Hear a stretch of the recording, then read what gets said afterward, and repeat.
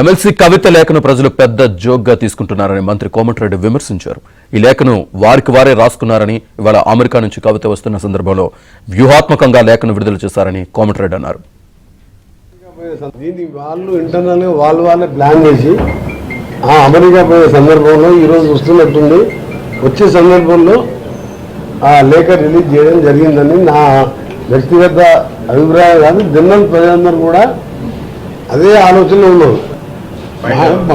పార్టీకి ఇది నష్టం కాదు, లాభం కాదు, అది పెద్ద జోక్గా తీసుకుంటారు పబ్లిక్. నాలాంటి వాళ్ళు అయితే నాతో పాటు మాట్లాడి చాలా మంది పొద్దుకి వెళ్ళి నిర్ణయానికి వెళ్ళి ఇది పెద్ద జోక్ అయిపోయింది. ఈ లెటర్ మే 2వ తారీఖు ఏంది, కేసీఆర్ గారికి ఇంకా రెండు బీజేపీని 2 నిమిషాలు తిడతారా మీరు, వర్గీకరణ మీద ఎందుకు మాట్లాడలే, కులగణన మీద ఎందుకు మాట్లాడలే, ధూమ్ధామ్ కూడా ఆశించినంత బాగాలేదు.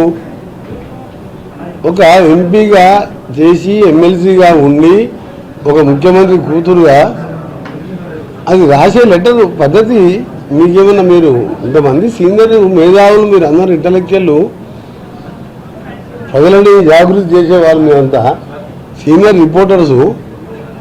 ఏం మ్యాటర్ అది? బీజేపీని 2 నిమిషాలు తిట్టి మరి ఈమె రాసిచ్చిపోయేది ఉండే వాళ్ళ ఆయనకు స్పీచు, బీజేపీని 2 నిమిషాలు తిట్టు వర్గీకరణ చెప్పి